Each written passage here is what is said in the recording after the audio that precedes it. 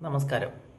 ഇന്ന് നമ്മൾ social medias ഒന്ന് തുറന്നാൽ അല്ലെങ്കിൽ ന്യൂസ് ചാനലുകളിൽ ഏറ്റവും കൂടുതൽ കേട്ടുവരുന്ന രണ്ട് ടേംസ് ആണ്. ഒന്ന് വനിതാ സംവരണ ബില്ല്, അതല്ലെങ്കിൽ ഡീലിമിറ്റേഷൻ.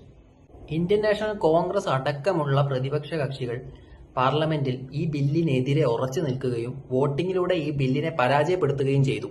വളരെ ശക്തമായ ഒരു പ്രതിപക്ഷം ഇന്ന് ഇന്ത്യയിൽ ഉണ്ടെന്ന് കാണിക്കുന്ന തരത്തിലായിരുന്നു നമ്മുടെ പ്രതിപക്ഷ കക്ഷികളുടെ ഓരോ മൂവ്മെന്റും. എന്നാൽ എന്റെ ചോദ്യം ഇതാണ്: ഈ ഭരണഘടനാ ഭേദഗതി ബില്ല് പാർലമെന്റിൽ പരാജയപ്പെട്ടത് കേരളം അടക്കമുള്ള സദേൺ സ്റ്റേറ്റുകൾക്ക് ലാഭമാണോ നഷ്ടമാണോ ഉണ്ടാക്കുക? ആർട്ടിക്കിൾ 81 ഓഫ് ഇന്ത്യൻ കോൺസ്റ്റിറ്റ്യൂഷൻ പ്രകാരം പോപ്പുലേഷൻ പ്രൊപ്പോർഷൻ അഥവാ ജനസംഖ്യാ അനുപാതത്തിന്റെ ബേസിൽ മാത്രമേ ലോക്സഭയിൽ സീറ്റ് വർദ്ധിപ്പിക്കാൻ പാടുള്ളൂ. ഇന്ത്യയെ സംബന്ധിച്ചിടത്തോളം അവസാനമായി സെൻസസ് എടുത്തിട്ടുള്ളത് 2011-ലാണ്. അതുകൊണ്ട് തന്നെ പോപ്പുലേഷൻ പ്രൊപ്പോർഷൻ എന്ന ടേം മാറ്റി നിർത്തിക്കൊണ്ട് പ്രോറാറ്റ ബേസിൽ 50% ഓരോ സ്റ്റേറ്റിനും സീറ്റ് വർദ്ധിപ്പിക്കാമെന്ന വാഗ്ദാനവും സെൻട്രൽ ഗവൺമെന്റിന്റെ ഭാഗത്തു നിന്നുണ്ടായി. ഇനി ഇതിനകത്തെ ഗണിതശാസ്ത്രം നമുക്കൊന്ന് പരിശോധിക്കാം. നിലവിലുള്ള കേരളത്തിലെ ലോക്സഭാ സീറ്റുകളുടെ എണ്ണം 20. 2011 പോപ്പുലേഷൻ പ്രൊപ്പോർഷൻ പ്രകാരമുള്ള സീറ്റ് വർധനവാണ് നടക്കുന്നതെങ്കിൽ 20 എന്നുള്ളത് 23 വരെയാകാം.